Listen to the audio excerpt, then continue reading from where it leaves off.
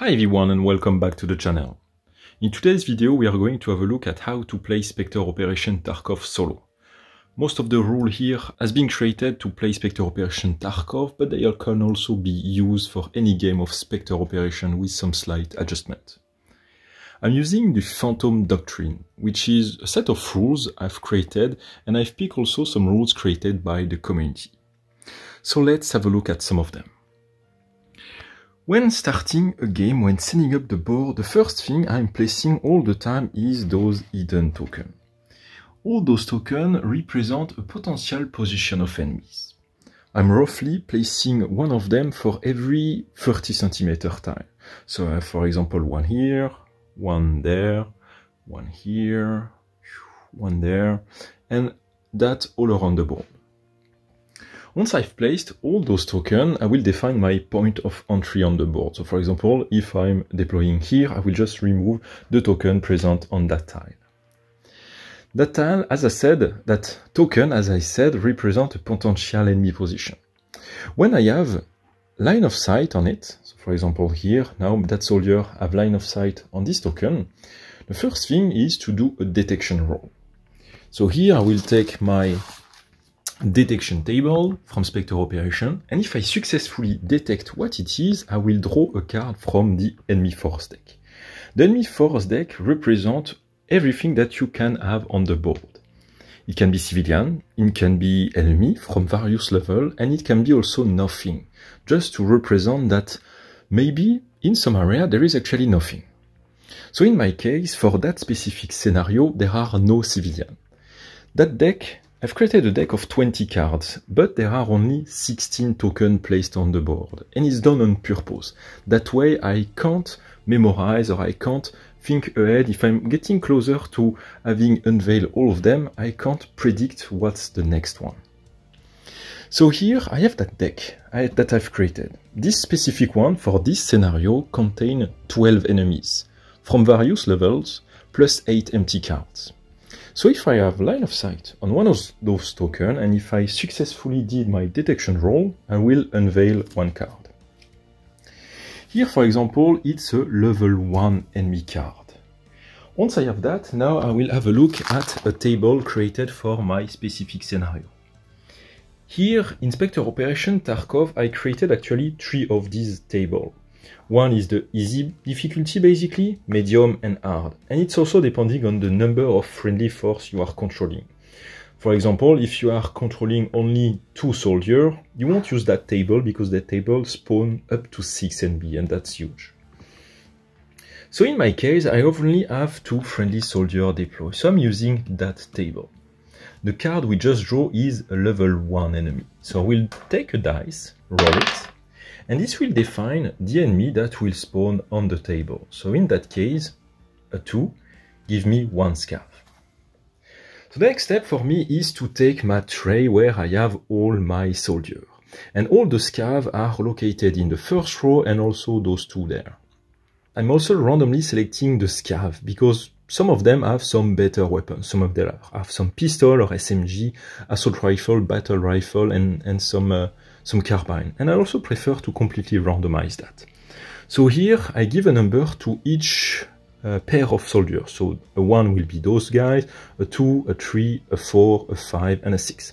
I'm going to roll a die, a 6, so it will be one of those 2 soldiers, and a further roll will define which one. And in that case, it's that soldier that will spawn on the board.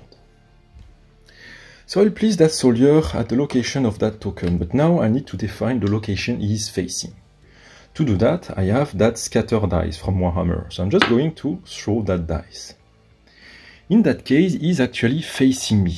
That means that since I've detected him, he also detected me, so he's not now alerted. Let's say that I just roll the opposite direction. So he's looking at the opposite direction. That enemy is not alerted, it doesn't detect me. That means that it's not mandatory for me to shoot at him. I can just walk past him and maybe enter and pass between those 2 containers. During the enemy movement phase, I'm rolling those 2 dice, a simple 6-face dice and the scatter dice, for every token, including also the enemy group that already spawned. So I'm taking those two dimes, rolling it, and this will give me the direction and the distance every group will move. In the case I'm facing that face, that means that that group doesn't move. But if I'm facing that, for example, that means that this soldier here will move 3 inches in that direction. So in that case, he will touch the car and will just keep on moving until he reaches 3 inches. I'm doing that for most of the placement tokens, usually taking care of the closest one to my group, the one really far from where the action is taking place. Currently, I don't move them because it's really too far. When enemy is alerted, so in our case that enemy spawn just in front of me, they are not moving just following those two dice. Since they are alerted, they are moving with another behavior. And here I'm using the Zablan doctrine created by Ivan Nylander. It dictates what you need to do. So first, in the command phase, you need to check if there are some suppression. If yes, we attempt to rally. If no, there is an overwatch on 5+. If no overwatch or no rally, I'm going to roll one die and one white dice and one black dice and refer to the table below. So here, taking 2 dice, rolling the 2 of them, a 3 and a 4. So a 3 and a 4 will give me, for example, here reckless, move and shoot. Reckless means maximum movement, disregard cover. And that basically dictates the behavior of the enemy when they are alerted and when they know your location. Coming back to the enemy force deck, there are many types of enemies in my case. So here, for example, there is an empty card. So let's say that I've killed that guy, I've kept on moving with my soldier, and I have line of sight on the new token, and that new token is empty. That just means that there is actually nothing there, and that's good. I can keep on moving into the area. Let's look at some other card and another enemy. Level 1. Just wanted to show you that yes, there are different levels of enemy. It's because in Spectre Operation Tarkov, there are actually 3 types of enemy. Scav, which are militia, Raider Scav, which are trained, and PMC, which are professional. It's the 3 different tiers of enemies. And it's written on that table what you need to spawn. So if you take, for example, a card level 3, well, same ID, you just roll a die and it will define the enemy that spawn on the marker. Usually, there is way more level 1 card than level 2 and level 3. Often I'm having 1 or 2 level 3 card, 3 or 4 level 2 card, and around 7 or 8 level 1 card. And the rest will be empty cards. To add more randomness to solo mission, I'm also using the Fog of War deck of cards that randomize every turn. This was originally created by Eloy Cintron, and I've created my own for my specific environment, my specific lore in Spectre Operation Tarkov. At the start of a first turn, I'm placing a 6-face dice on the deck of cards. At each turn, I'm going to roll a die. As long as my die doesn't reach the value on the dice, I'm fine, I'm not drawing 1 card. And at each turn, that dice will get a -1. So for example, turn 1, it's a 6. If I roll anything except a 6, I'm fine. But if I roll a 6, I will draw 1 card. Turn 2, this will be on a 5. Turn 3, on a 4, etc, etc. Let's say I'm in turn 4, I roll a die and I got a 4 or 5 or 6. That means that I now draw 1 Fog of War card.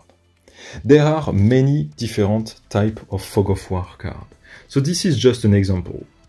Fog of War card on the roof. Enemy reinforcement enter the area from a random building roof. Roll randomly to determine the point of entry. So for example, here I will need to define potential point of entry. So in my case, it can be the roof of that building, it can be the silo, or it can be the crane over here. So I will add a given number to each of them. So 1 and 2 it will be here, 3, 4 there, and 5, 6 there. I'm going to roll a die. It's a 1, that means that a group of enemy arrive on that area. And the card will dictate the type of enemy. So again, I'm going to use that basic table here to spawn enemy on the board. But it not only spawn enemy, sometimes there is nothing, like here, clear, Charlie Mike, continue mission, and there are some pretty cool events that can happen. The first time you found a card, so let's say we just spawn that enemy, the dice is resetted back to 6 and you place it back on the deck. And same thing, at every turn you will remove 1 point from the dice. And that's it for this video. Thank you everyone for joining me, and I will see you guys for the next one very soon. Bye everyone!